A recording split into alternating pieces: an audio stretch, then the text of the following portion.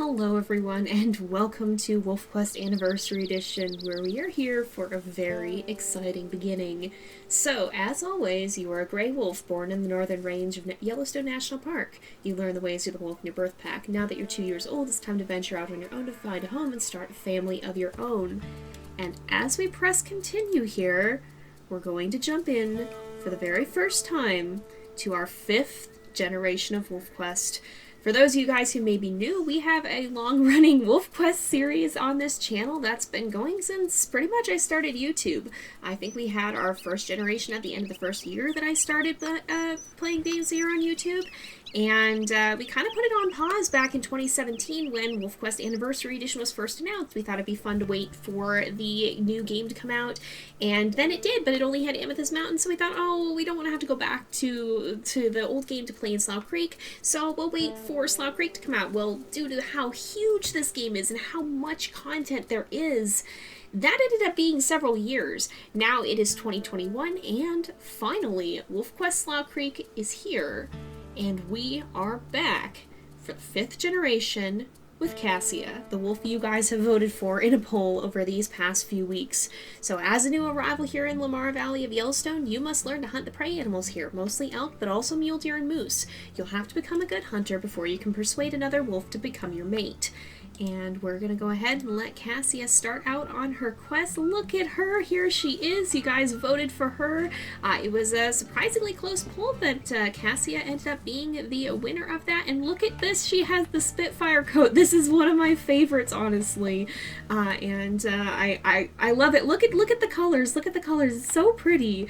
I love it. I love all of the WolfQuest coats, honestly, but the new ones they did an absolutely phenomenal job on. This is a DLC code, so if you want to get it, you can find a link to WolfQuest in the video description. I think it goes to their site, and you can find their Steam or their itch.io from there, and from there you can get the DLC if you have the game, and you want to see some of these new codes in your gameplay too. But for now, we're going to let Cassia set out, and oh, those are coyotes, aren't they? I think those are coyotes. First of all, though, we ought to sniff around and see, and also, where are we? It's been a while since we've played on Amethyst Mountain. Okay, there's a significant amount of no man's land here, so we should be alright, I would think. But we do have to find an elk herd, not a bull elk herd. That's not going to help us so much. But if we can find a normal elk herd somewhere around here, Cassia can get started on her quest. So there's gonna be, oh hey, literally we trip over one. Okay, that works out. It looks like Cassia will have a great chance to go ahead and get started and jump right in, but we'll let her do some hunting, and I'm gonna explain a few things because there's some new stuff here in WolfQuest. Now, in the past, we kind of had specific challenges for the different wolves in the main series, and we're kind of pulling away from that in favor of a little bit of a less rigid system, so our wolves will have less objectives than they have traits, at least in regards to our heirs. We'll still have the Lost Tales Challenge wolves, and that will still run alongside this main series. You can actually find some more info about that in the Google Spreadsheets link in the video description. Oh, and this is a good elk calf to hunt for sure. Ooh, whoa, we don't want to get trample damage though. Cassia lucked out. She got a good elk right off the bat, and I will show her stats here too in just a little bit. If you've seen the air poll, you've seen them. If not, I will show them once we're done with this hunt. I don't want to pause in the middle of it.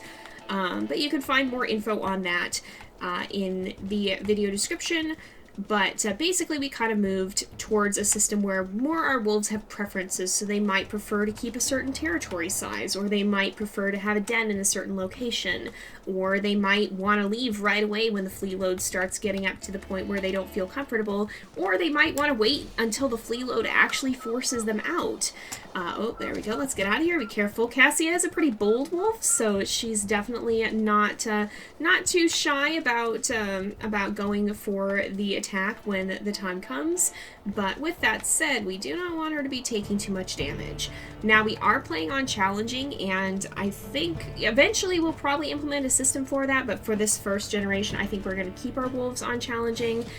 We may... Ooh, whoa! almost got hit there, that's for sure. We may eventually implement a sort of seasonal difficulty variation where each litter may be easier or harder depending on something. We'll have to see. But for now, we don't have that implemented. We're just going to be focusing more on the base challenge. That hurt. That hurt out of nowhere. You gotta love trample damage. Cassia is learning that the hard way. I imagine she did go hunting with her pack, but now that she's on her own, she's got to figure out the strategy side of things, especially as a lone wolf for herself. So Cassia is from our 4th generation of WolfQuest wolves. She is from the pack of Moonlit. She is the daughter of Night and Artemis, and she was born in the litter before Night's big accident. So she probably did live through that, but not in the same way as the pups that were actually born that litter. She was a little bit older, a little bit able to fend for herself, and although I imagine she was probably still with the pack helping out, she would have been a year old at the time. She was a little bit more able to fend for herself and maybe help out than the pups that just saw this really huge, scary thing happen out of nowhere, where Night ended up getting pretty hurt. And if you haven't seen that, you can go back and watch our 4th season of WolfQuest. It was a pretty wild story, not gonna lie. It was definitely not something I expected, and it ended up causing the story to take a pretty drastic turn. But Cassia was not as struck by what happened. She was a little bit out. Whoa! Alright, can we get a bite here? I think Cassie would risk it. she would, I think. She would go for it. She is a pretty bold and energetic wolf, but she is a little bit of a loner, so she's not the most social one in the world. But we're going to go ahead and see if we can get a bite. Oh, we're going to get turned around on there, though. Oh, can we get one before the mother? Oh, apparently not. We cannot get one before the mother comes back. And if the mother is not ahead, we're going to have a hard time actually getting that bite in. I think we can try, but the calf is going to turn around, and then the mother's going to be right there. So she's going to have to learn to wait for the calf to for the mother to kind of get ahead, so that she can run in and give a good bite to the calf when the mother's kind of out of the way here. But so we are moving away from having specific challenges for our heirs in favor of more sort of preferences and things that will influence their journey, but not necessarily be as rigid as our old challenges. And the reason for that is because the World of WolfQuest Anniversary Edition is so much bigger than the World of 2.7. There's so many more things that can happen unexpectedly. Ow! Goodness. That was not what I expected. I thought that was the mother running up behind it, and maybe it wasn't. Cassia is definitely learning some lessons about hunting the hard way. But we're gonna let those specifics of the story be shaped a little bit more by what happens, and kind of let these traits set more of a direction. That's kind of what the goal of this is, and kind of more what we'll be seeing in that respect. Ow! Poor Cassia is definitely getting a lesson in this the hard way. She definitely is. Alright, can we get a good bite in? Mother's up ahead. Oh, if we can get a good bite, I think she'd risk it. She's gonna go for it. Oh, so close! Oh, she almost succeeded too. I think she's getting a little impatient, so she's just gonna try and maybe circle her way in here.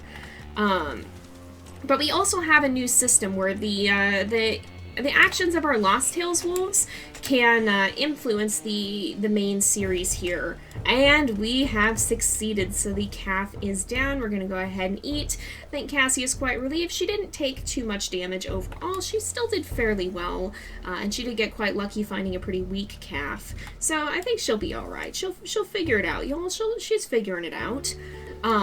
But so you can see more info on that in the document in the video description, but effectively, our Lost Tales wolves are completing a series of challenges that kind of represent their impact on the world around us, and we're going to let her wander a little bit.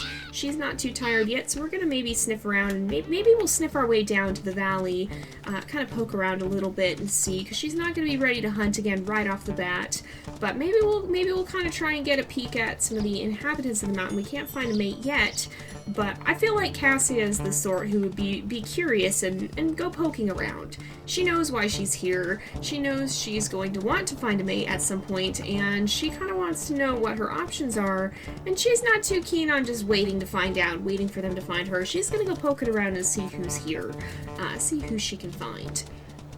So those challenges and their successes and failures basically represent the impact of our legacy on as a whole on the world. So if our wolves get particularly good at hunting, they gain a lot of points in that regard, then maybe they've learned some tips and tricks that really help them. Maybe they have learned to be able to hunt really, really well, or if they're facing off with a lot of predators, maybe they're learning how to learning how to take on those predators, or learning how to or kind of taking on some of the tougher predators that are in the area and kind of driving some of them out, so that the ones that are there are a little bit weaker and have a little bit more trouble actually doing us serious harm. In any case, those points are part of a system that can enable us to overturn some events, possibly if a wolf dies or something dramatic like that happens.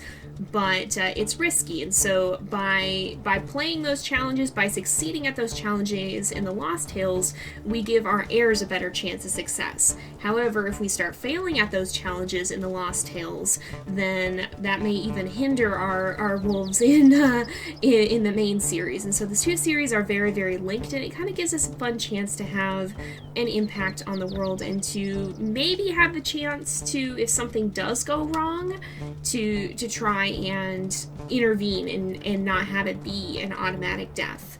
But at the same time, we really have to work for that victory by making sure our wolves are indeed learning their lessons and doing well in the Lost Tales. So that's kind of how the interplay between the series works, and you can find more information on the specifics of all that in that document. So if you've been watching the Lost Tales, this is the series where you're going to see that kind of come into play with Cassia and her potential mate in her future pack, and eventually with the heir to the pack of Northern Lights as well. We're going to be playing through Cassia's first litter first and kind of get her pack established, but after that we are going to actually switch over to, oh, hello, female dispersals. That's not quite the company that Cassia was hoping for. She was hoping to find some of the males on the mountain. She's not... You know, I think she would go poking around still, though. I mean, this is obviously not going to be a potential mate, but it's potential competition, and she is a bit of a loner, but she's a loner in the sense that she likes to know what she's up against. She likes to know who's out there. She wants to... Oh, there's a bear with cubs somewhere here, too, it looks like. But she wants to know who's around. She wants to know who might be a good ally and who she might want to avoid. So even though these are female dispersals, she's going to go poking over her way over to them and just kind of see who this is and who's here. But so once we finish with Cassia's story, then with her first litter, then we'll be actually taking a look at the heir to the pack of Northern Lights, and we'll find out who the heir to the sister pack is going to be.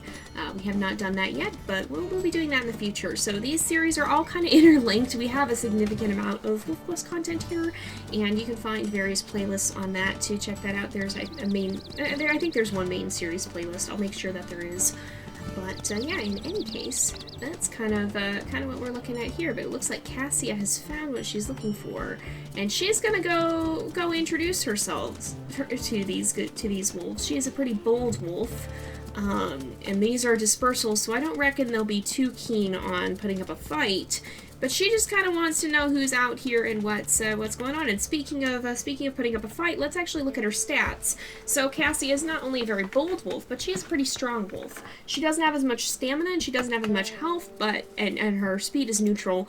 But she can definitely bite pretty hard. She's going to be a pretty tough wolf when she needs to be, I think.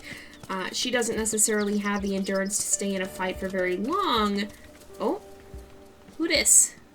That was just a fox. Well, I don't think she'd feel like picking a fight right now. She's not that hungry. Wait. These guys turned around. When did they turn around? I could have sworn the footprints were going the other direction. They must have doubled back on themselves at some point.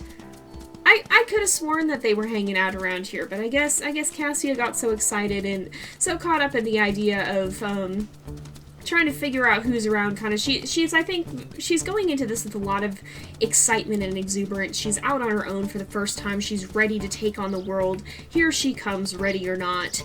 And in her excitement, she forgot to check which way the tracks were actually heading.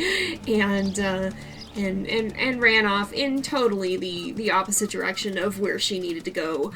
So that's that's a bit of an oops. Feel like that's kind of on brand for her though. Honestly, I think she can tend to be a little bit reckless. And considering that her own litter did have it pretty easy, I don't think the impact of what happened next really hit quite as home for her as it did for some of the pups in the future litters who saw Night's struggles more, as he did struggle to cope with what had happened with his injuries. So I feel like she's got a very sort of gung-ho, let me at him sort of feel to her, where she may not quite realize how serious things can get yet. She may really not know. Okay, who have we got here? Beartooth 22F. Okay, Beartooth is kind of known for being a bit of a fierce pack. Who are you? Who are you? Who are you? Is she running off? She's running off. Who is this? You look like me. You kind of look like me. I can't get a good look at your coat, but you kind of look like me. She doesn't seem too keen to fight though, so I think Cassia is gonna kind of just dismiss that. Oh, there's more elk here though, but we are pretty tired, so I don't think we're gonna try and get in on that just yet. But yeah, I think Cassia's feeling pretty satisfied that that's not some super fierce wolf who's gonna come and compete with her. She's feeling pretty confident. She's ready to take on the world, and in the next episode we'll have to try and do our second hunt probably. And it looks like she may have found an area where the elk herds do like to hang out, which would be good because that's gonna be, oh, I guess they went through here. Okay then, good to note. We're not going to hunt him right now, but next time we will definitely be trying for that. Now there is one other important thing to note about the series, and that is that we are playing with mate permadeath. So the system that we have, the challenge system, does let us rewind the clock. Basically, it's kind of effectively, the idea of it is we were somehow able to intervene, and we're able to rewind ourselves back to the start of the episode and basically get a second chance at it. It doesn't mean that everything will work out perfectly. Things could still go wrong. The same things could still go wrong. But it's a second chance, and it's kind of just, you know, what the experiences we've had gave our wolves just that little extra bit of edge that they needed to be able to intervene at the last moment and avert the brink of disaster. But we are playing with mate permadeath. We do have the option to protect a mate in that sense as well. We can roll to see if it works out. There are some special mechanics that'll come into play with that I'll talk about a little bit more once Cassia has found a prospective mate. But that is something that we're doing, so it would be possible for our wolves to lose their mates in this, and for our wolves in the main legacy to have that happen. Certainly it would be tragic, but it is a possibility that we're leaving open, and that's further incentive to make sure that we're running those Lost Tales challenges, so that if the unfathomable does happen, as occasionally it does, that we have the chance to have that split-second last-moment intervention and try again, get a second chance before it's too late. But I think we're going to go ahead and actually wrap this episode up here for today, because Cassie is getting pretty tired. I feel like she's feeling pretty confident at the moment. We'll go ahead and give a little bit of a howl here, just kind of let the world know that we're here, ready or not. Here we come, and she's feeling pretty good about herself as she settles down to go to sleep, I think. We're going to go ahead and end off this episode here for today.